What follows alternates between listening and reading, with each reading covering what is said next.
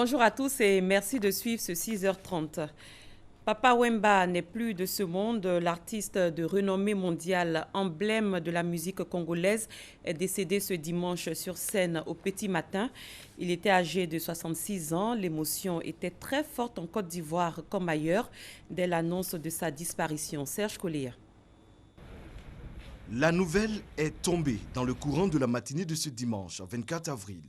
Papa Wemba a tiré sa révérence. L'information a été donnée par le commissaire général du FEMUA. C'est avec une profonde tristesse que le commissariat général du FEMUA vous annonce le décès de l'artiste congolais Papa Wemba, survenu suite à un malaise sur la scène du Festival des musiques urbaines d'Anoumambo dans la nuit du 23 au 24 avril 2016. Le commissariat général présente ses condoléances à la famille et au monde de la culture. Le ministre de la Culture et de la Francophonie a salué ce grand artiste. Il a exprimé la compassion du gouvernement et du peuple de Côte d'Ivoire. Nous avons donc l'honneur et la tristesse de saluer la mémoire de Papa Wemba, venu apporter tout son appui à ce grand festival qui est le FEMUA. Le gouvernement se tient aux côtés du commissaire général du FEMUA, aux côtés des organisateurs de ce grand événement et entend apporter toute sa solidarité à la famille de l'artiste, à la famille des artistes africains présents ici à Abidjan. Nous tenons à renouveler nos condoléances à la famille de Papa Wemba. Et le chef de l'État et le Premier ministre prendront toutes les mesures pour accompagner ce grand homme de culture. Le décès de Papa Wemba, figure emblématique de la musique africaine et internationale, a jeté un froid sur les derniers instants du FEMUA. Le concert de clôture prévu ce dimanche à Korogo a été tout simplement annulé. Quelques mois avant son décès, Papa Wemba avait une sorte de prémonition. Au cours d'un entretien sur une chaîne étrangère, il a déclaré qu'il rêvait de mourir sur scène. On écoute Papa Wemba. Avez-vous peur du dernier voyage ou du dernier concert? Le dernier concert, je crois que ça sera sur scène où je partirai devant tous les fanatiques. C'est votre souhait, ça.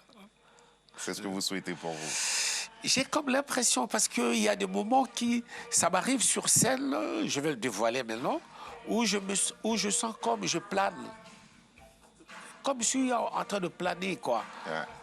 Alors ça, c'est porté par l'énergie du public, peut-être. Peut-être, je sais pas quoi. C'est vraiment, je sais pas comment l'expliquer, quoi. Mais bon, et peut-être un jour je partirai comme ça aussi. Merci beaucoup, Papa Wemba. De son vrai nom Jules Chungu Wemba Dio, l'artiste Papa Wemba a à son actif une 50aine d'albums. Il était très apprécié et très adulé au plan international. Qui est l'homme et que retenir de son parcours artistique? Les réponses avec Issa Yeo et Abou Sanogo. Les mélomanes et les nombreux fans ne verront plus sa silhouette sur les scènes. Jules Chungu Wemba Dio Pene Kikumba dit Papa Wemba. Virtuose de la musique rumba, s'en est allé le micro à la main. Il est décédé alors qu'il était en concert au Festival des musiques urbaines d'Anoumambo, à Anoumambo dans la commune de Marcory. Le destin a voulu que ce monument de la musique africaine meure hors de son pays, la République démocratique du Congo. Né le 14 juin 1949 à Libefou, dans le Sankuru, province du Kasaï oriental en République démocratique du Congo, Papa Wemba fortifie sa voix dans une chorale religieuse. À la mort de ses parents, il s'oriente vers la musique populaire quinoise sous le pseudonyme de Jules Presley. Nous sommes au milieu des années 1960. En 1969, il participe à la création avec d'autres artistes du Zaï, aujourd'hui République démocratique du Congo, de Zaïko Langalanga.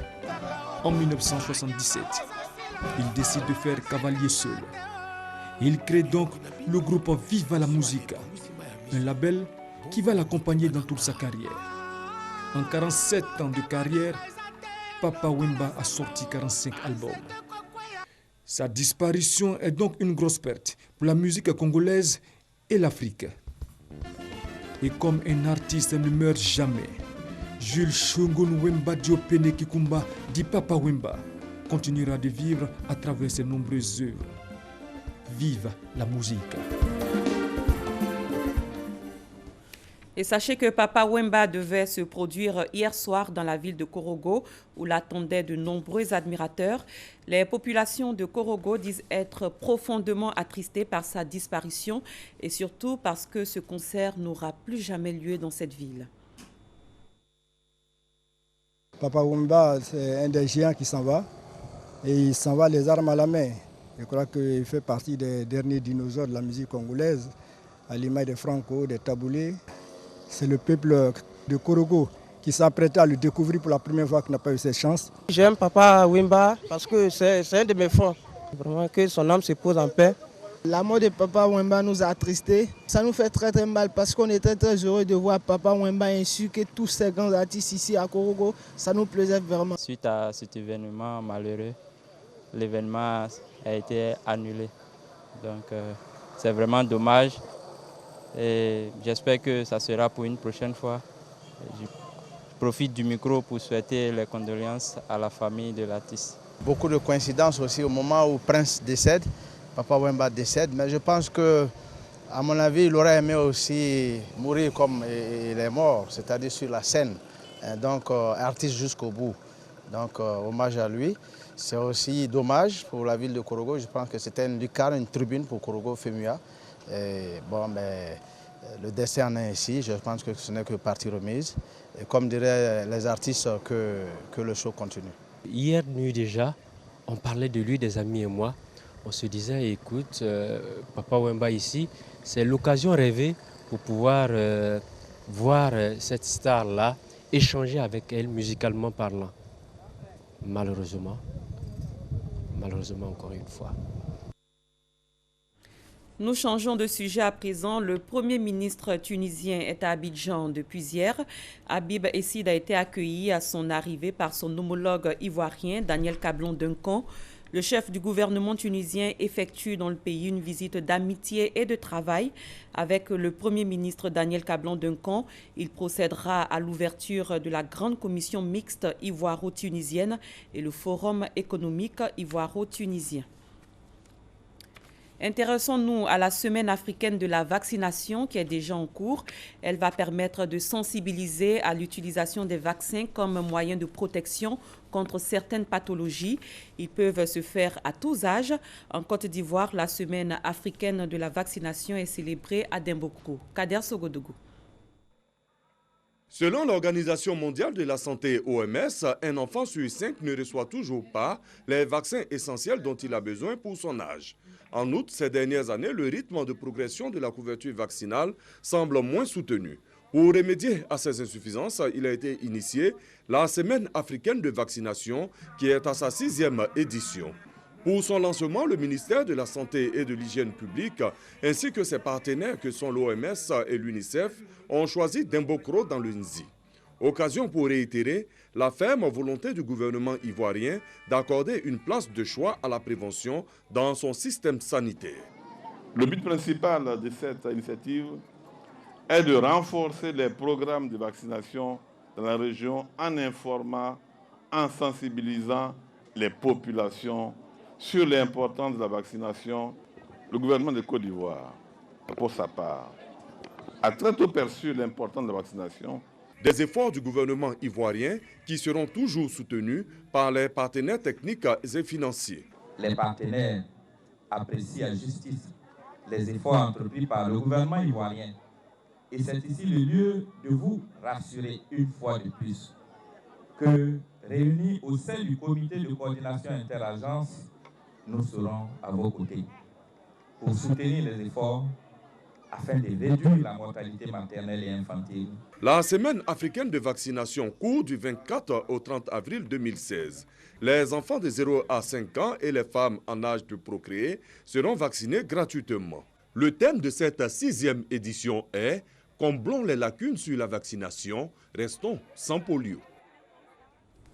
Nous restons dans le domaine de la santé. Depuis quelques années, les acteurs dans la lutte contre le paludisme ont fait de la distribution gratuite de la moustiquaire imprégnée d'insecticides à longue durée d'action Milda l'un de leurs chevaux de bataille. Hormis les campagnes de sensibilisation, ces moustiquaires sont distribués au quotidien dans les centres de santé aux couches vulnérables, dont les femmes enceintes, car celles-ci sont un enjeu important dans la lutte contre cette première cause de mortalité en Afrique subsaharienne. Comment se fait la distribution dans les centres de santé? Notre reporter Delphine Glass est rendue dans le dispensaire communautaire de Mbadon, ici dans la commune de Cocody. Voici son reportage. La Milda, la moustiquaire imprégnée d'insecticides à longue durée d'action, avec la pulvérisation, la distribution gratuite de médicaments et la sensibilisation. La Milda, c'est l'un des grands moyens utilisés dans la lutte contre le paludisme.